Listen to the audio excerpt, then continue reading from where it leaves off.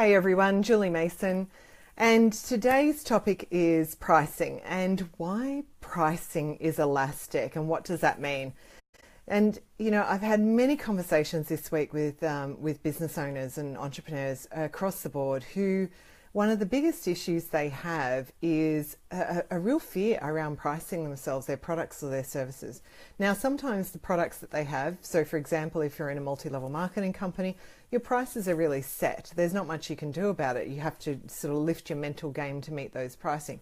But when you're an entrepreneur, when you start out in your own business, perhaps you're a coach or a health and wellness person, and you've got services and products that are really around you, a lot of mental junk comes into play, right? And we have feelings of, are we worthy to charge those prices? Our whole self-confidence around, asking people for money and all of that rises up, and it really causes us some issues. And I want to talk through a couple of things around this today because I see so many people struggling with it, and I think it's a really timely topic. So, many years ago, a very good mentor of mine, Mal Emery, said to me that pricing is elastic. Excuse me. And I didn't quite get it. I didn't understand what he meant by pricing as elastic. It literally took me a couple of years to really get the concept of what does this mean, pricing as elastic? Who says that, right? So here's what's really interesting, and I apologize, I've got a tickle in my throat. I'll take a drink in a moment. But essentially what he means is people will pay whatever it will take to get them out of pain. So I'm going to share a story with you about to give you an example of this. So many years ago, when I was in my early 20s, I had a really bad back. I still have, back issues, not so much anymore, thankfully, I'm very pleased to say. But back in my 20s, I was playing a lot of competitive squash, and I would really, hurt my back quite badly. And I'm pretty sure I put, several kids through, college from the chiropractic and osteopathic, fees that I was paying back in the day. And this is going back 25 years ago. And I remember one particular time where I had really bad back. My husband actually had to carry me into the chiropractors in order to get it fixed. The chiropractor lifted his bed up and I shuffled on and they layered it down and did a lot of work. And then they put masking tape on my back. Let me have a drink of water, sorry. That's better. And I told me to sleep on the floor for the next couple of days. And I was in agony. I was in pure agony. But the only solution I knew was to continue going to chiropractors and osteopaths and massage therapists and so forth to try and get this fixed. And a friend of mine visited me at this time and he said, oh, have you heard about this particular, treatment? It's called Rolfing. And I had no idea what that was. And he said, you do 10 sessions and they realign all your muscles and it allows your bones to naturally go back into place. And I went, okay, well, this all made logical sense to me. I mean, I'm not going to go into a great deal of explanation on what it is. You can look it up, Rolfing. Have a great Rolfing practitioner here in Brisbane, Sue Tyndall, if you need to have a Rolfing session. She's brilliant. But back then, you had to do, and still with Rolfing, you do 10 sessions to realign your entire body. Of its muscular system so that it allows all the bones, because muscles and bones stay together, allows that to go back together. Now, the purpose of my conversation here in this type of thing was I was literally in agony. I was in so much pain. But we were young, we had a mortgage, we didn't have a lot of ready funds. Paying the chiropractors back then, was $75 a session, twice a week on average is what I was doing. And by then I'd chewed up all my, health benefits. So, I was paying it out of my pocket. That was a lot of money to have, floating around extra in your weekly budget. And so when my friend said to me, you should try this and what it had done for him, and I went, oh my God, that was the outcome you got, then I really need to look at this. So I did, and I rang up and inquired, and she said, yes, 10 sessions, and it's $120 per session. Now, this is 25 years ago, and you couldn't claim it on your health fund because it was so on the outer edges of alternative medicine at the time that it wasn't recognised by the major health funds. It is now, but nonetheless. So it was a lot of money, $120. And again, I had to go a couple of times for the first week. But the thing was, I was in so much pain, I was willing to pay anything to get out of that. So that's when price becomes elastic. It's how much will your clients pay to get out of pain. And it took me a long time for me to understand that concept, because we often equate pricing with an hourly rate, or we equate pricing with our self-worth and the value that we offer, or we look around the marketplace at what our competitors and our peers are doing and go, oh, well, I need to stay within the mix of that. And here's the thing, you don't. The world will take you at your own appraisal. Yes, that's another Mal Emery-ism.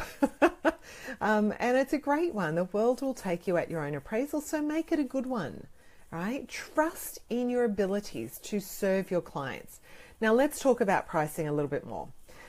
When it comes to pricing, your clients are not waking up with this idea that, oh my God, I'm just going to drop $2,000 in Julie's bank account today. God, I wish they did.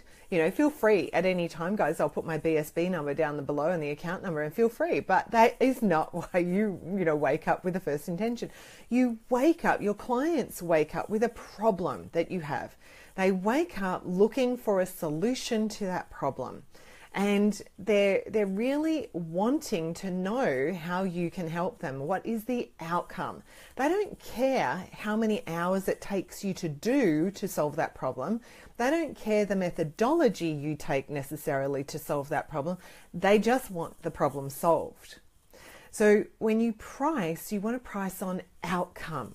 You want to really know what it's costing your ideal client financially, emotionally, physically, spiritually, it's relationships. What is it costing them to have this problem? Really understand that. That needs to go into your marketing in order for them to really have the mirror stood up to them to reflect back to them. What is it costing them to have this problem? And then talk about the overarching solution. Don't talk about the methodology of how you fix it.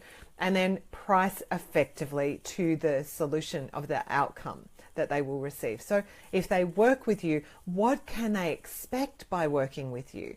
What will they accomplish by paying this fee, whatever it might be, in order to get this done? Now, during my conversation this week, I was talking to a lady who is in the publishing arena, and she was saying, she was pricing herself very low. And we were talking about, what her competitors were doing, and effectively, that they were pricing themselves at, tens of times what she was pricing herself. And she was a little ticked off about it. And I said, well, they've got the nous and the guts to actually say, this is what I'm worth. All you need to do is raise your mental awareness, raise your self-confidence and your self-esteem around what you're worth and how you deliver an outcome to your client. And the evidence that she had in play herself from people who were already saying to her, oh my God, I have paid 10 times this amount and not gotten the value I've gotten with you. She's already had people give her evidence that she is worthy of this.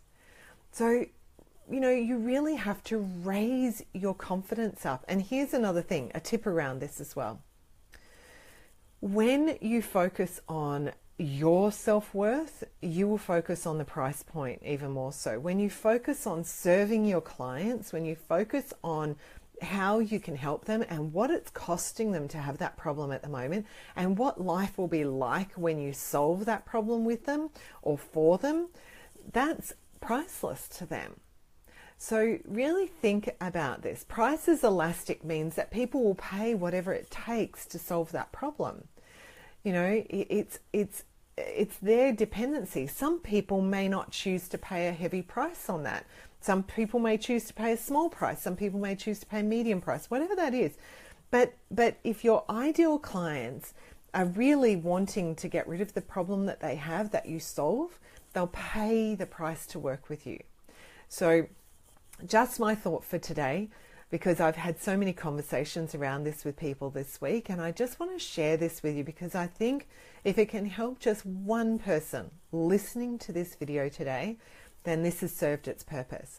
But I hope it really gives you food for thought. If you're pricing yourself on an hourly rate and thinking that that's the done thing because that's what's done in your industry, please think again. Please recognize the value that you bring to your ideal client, the service that you provide, the outcome that you deliver, and what that means to them. And remember that people will pay for that outcome. So if you need to raise your prices, today's a good day to do it. There's never a wrong time to increase your pricing. And remember, you are awesome, you're amazing, you're talented, you're gifted at what you do.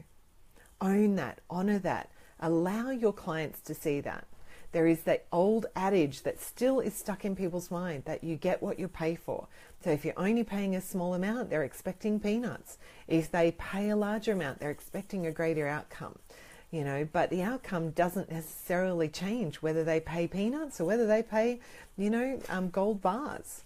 You usually deliver the same outcome regardless. It's all the internal crap that we've got going on around that clouds our thinking. So remember, you're awesome, you're amazing. You've got this. You help your clients receive amazing outcomes. Raise your pricing accordingly. That's it for me today. I hope you have an amazing day wherever you are listening to this.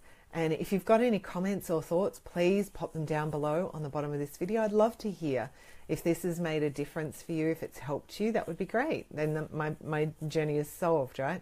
And if you know of somebody who could really benefit from this video, please share it along, share the love, because that's what this video is there for, to help everybody, become better at what they do, both internally and externally with their client and their service and products. So have a great day. Talk to you soon. Bye.